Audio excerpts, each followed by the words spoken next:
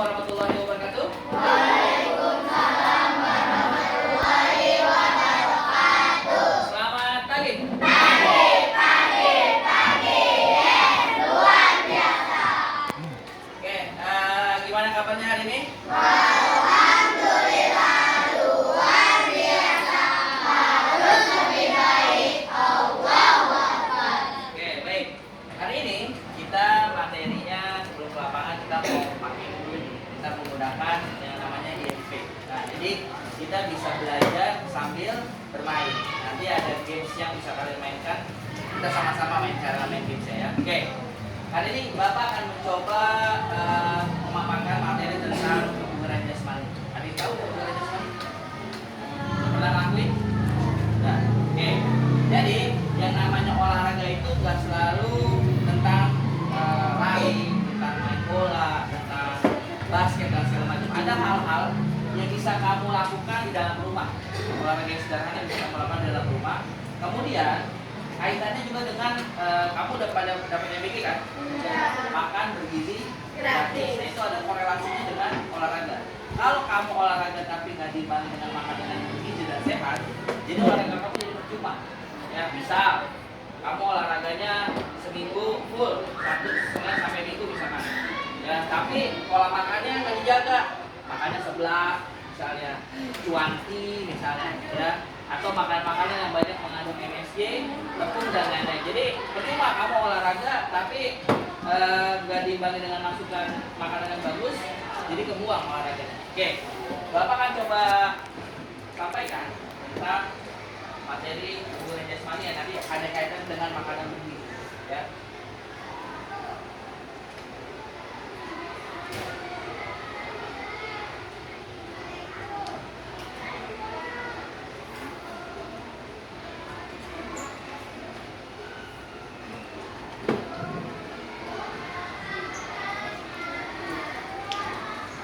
Oke, yang pertama nih kelihatannya sampai belakang.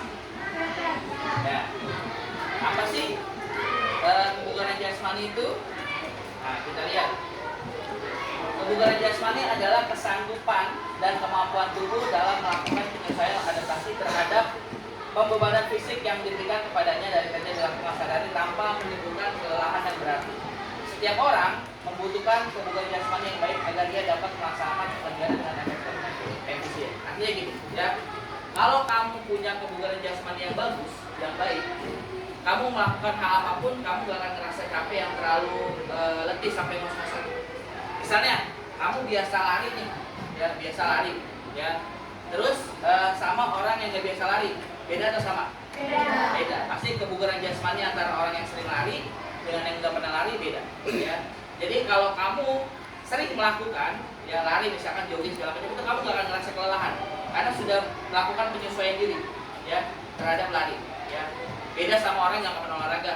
Yang nggak pernah olahraga tiba-tiba langsung jogging, lari, capeknya beda sama orang yang sering olahraga atau sering lari, ya. Lanjut.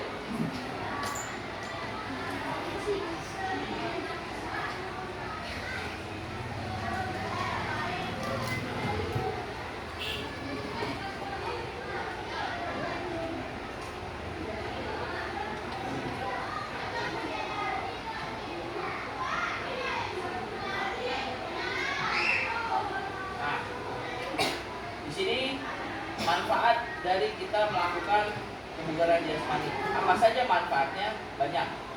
Ya. Yang pertama adalah meningkatkan kemampuan jantung dan paru-paru.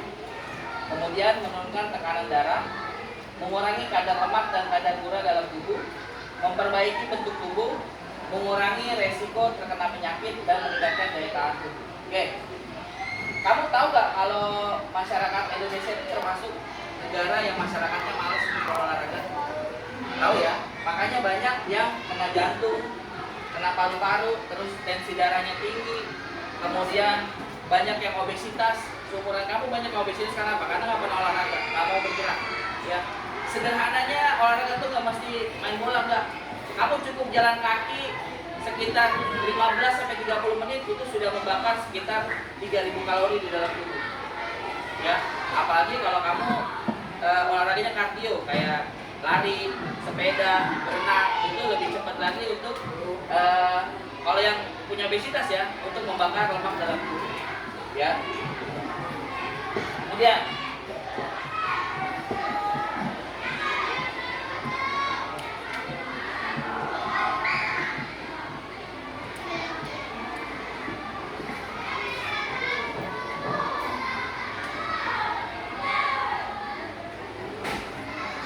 nah, ini yang Bapak bilang tadi, latihan untuk meningkatkan kebugaran jasmani yang bisa dilakukan dalam rumah, mesti mengeluarkan biaya yang lebih, ya, nggak mesti menggunakan fasilitas yang banyak, cukup dengan menggunakan berat badan kamu sendiri. Contoh, ya, di sini ada push up, ya. Tujuan push up adalah untuk melatih otot dada, otot perut, otot lengan dan otot bahu. Nah, ini adalah gambar-gambar otot-otot yang dilatih pada saat kamu melakukan gerakan push up, ya. Di sini ada anterior deltoid sebelah sini nih.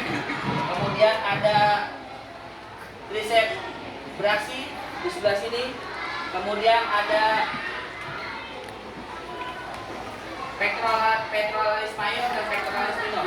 Jadi kalau kamu melakukan push up, otomatis bagian otot yang dilatih adalah sebagian besar otot lengan dan sebagian besar juga otot dada. Jadi kalau orang sering push up, otomatis bentuk dadanya lebih bidang.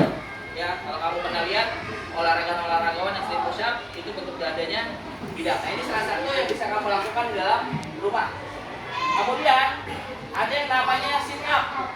Nah, sit up ini tujuannya adalah untuk melatih sebagian besar otot perut dan otot dada. Ingat, sit up tidak bisa untuk mengecilkan perut, ya, beda. Tapi tujuannya adalah untuk membentuk otot perut dan otot dada. Nah, di sini dilihat gambarnya. Beberapa otot yang dilatih pada saat kamu melakukan sit up. Otot dada, otot perut, dan sebagian besar otot sebelah sini nih, di pinggang kanan dan kiri, ya.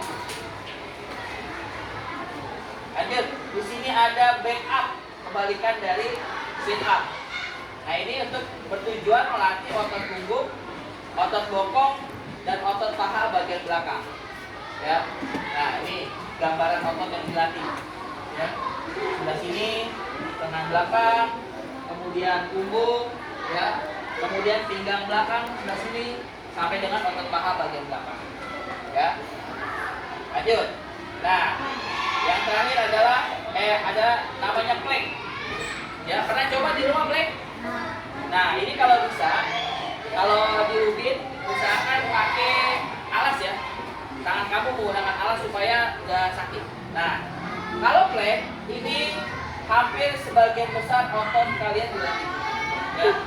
Jadi di sini ada otot bahu, otot lengan, otot paha, otot punggung, otot betis dan otot kaki bagian dalam. Ya. Ini kurang lebih gambarnya seperti ini. Ini yang merah-merah ini adalah otot yang dilatih pada saat kamu melakukan plank. Ya. Lanjut.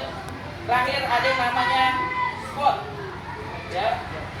Squat ini bertujuan untuk melatih otot paha bagian dalam, otot bokong dan otot betis. Ya. Ini gambaran otot yang dilatih kayak vastus medialis, rectus femoris, gluteus maximus. Jadi otot bokong itu namanya gluteus.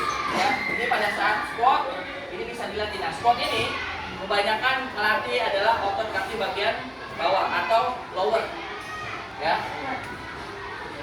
Oke, baik.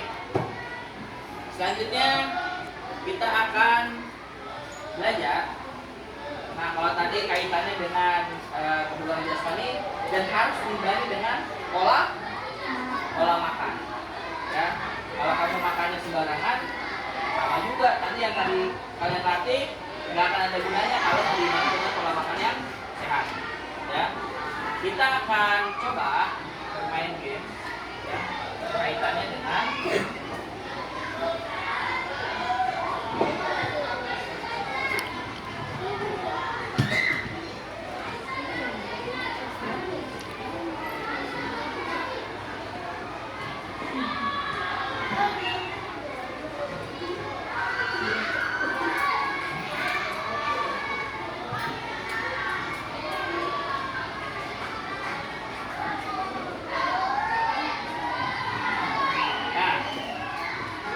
ini kita akan coba, nanti kalian boleh maju bagaimana kalian bisa menyusun makanan yang kaitannya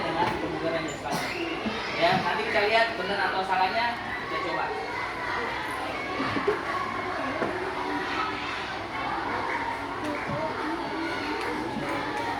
Nah, ini namanya dapur sehat Cicilik menjadi ahli gizi sejak dini. Kita mulai. Ini lihat, aktivitas jasmani penting untuk menjaga tubuh tetap sehat dan tetap bugar. Kaitannya sama yang tadi. Namun selain olahraga, pola makan sehat juga berperan besar dalam mendukung aktivitas kita sehari-hari. Lanjut.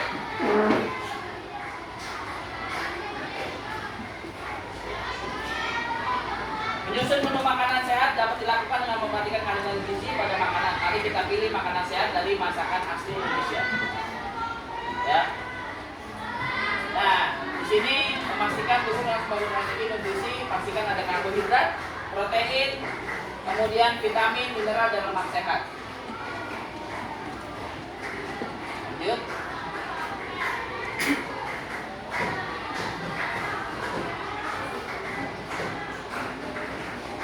Oke. Nah, di sini kita akan main games. Nanti boleh siapa aja yang maju untuk menyusun menu makanan yang sesuai dengan kategori ini. Ada karbohidrat, ada protein nabati, protein hewani, sayur dan buah. Bisa? Ada yang mau coba ke depan? Karbohidrat, ayo. Coba Destri. Ayo coba, maju. Nanti boleh coba yang lain.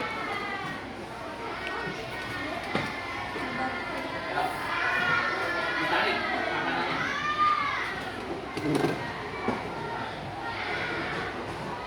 Apa lagi? Oke, apa lagi? Oke. Ya? Ya, oke. Tangan tutup. Yang masuk dalam kategori protein nabati ada yang mau coba?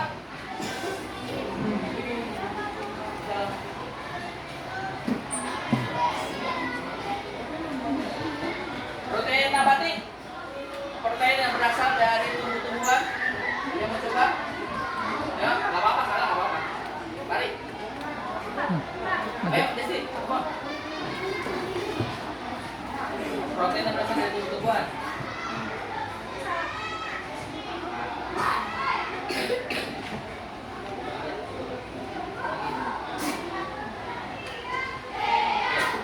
Terima kasih, Desi.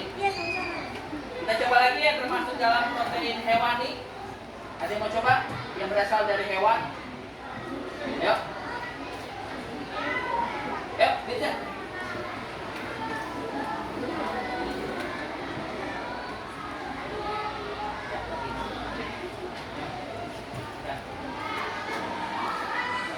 Oke. Cukup? Sudah. Oke. Ada lagi, tinggal sayur dan buah. Ayo, kira sayur yang termasuk dalam kategori sayur. Buah siapa? Ayo. Patut. Ayo. Kira.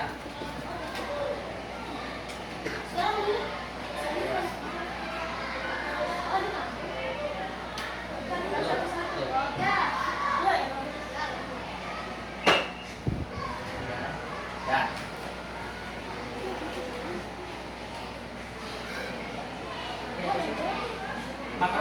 Makaroni masuknya kemana? Karbohidrat. Oke, kita cek ya, ini benar atau enggak susunannya, ya. Karbohidrat ada nasi, jagung, makaroni, kentang, ya.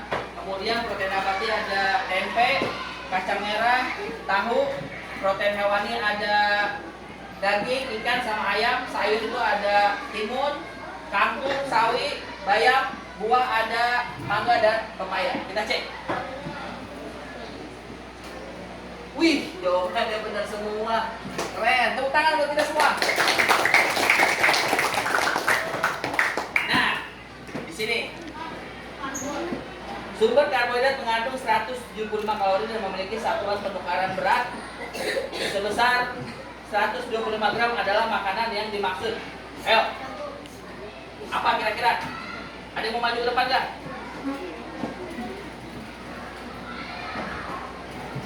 Oh, bentar. Nah ini.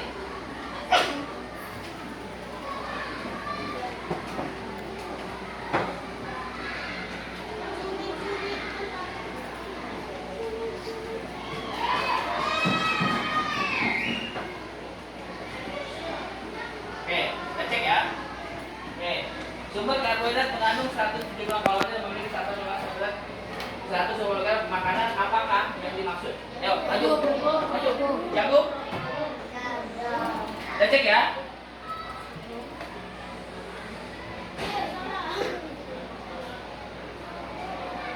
Salah, bukan jagung. Coba kita cek nasi. Salah. Bihun?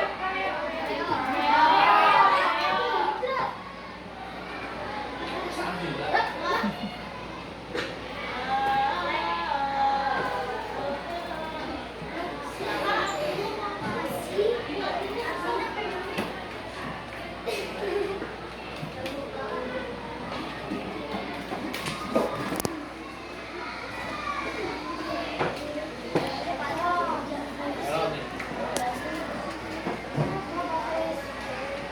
Ya Pak, sementara dulu, Pak. Cukup dulu. Ya.